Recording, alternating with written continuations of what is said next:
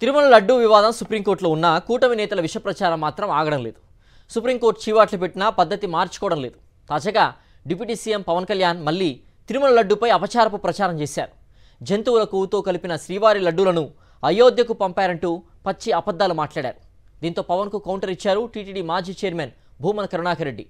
వెంకటేశ్వర స్వామి పాదాల సాక్షిగా ప్రమాణం చేయాలని సవాల్ విసిరారు.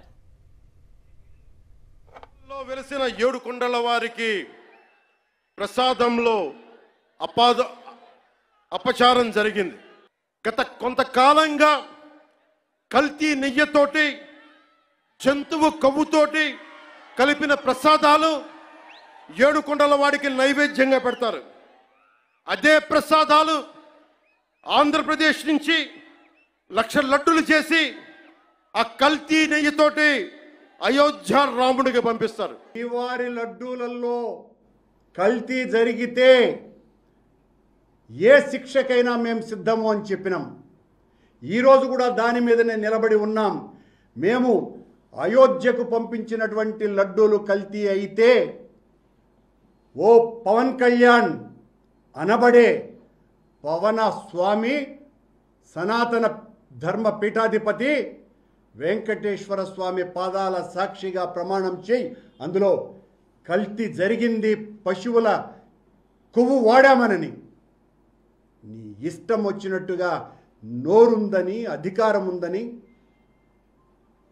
అసందర్భ ప్రేలాపనలు చేసి తద్వారా మీరు ఏం సాధించదలుచుకున్నారు?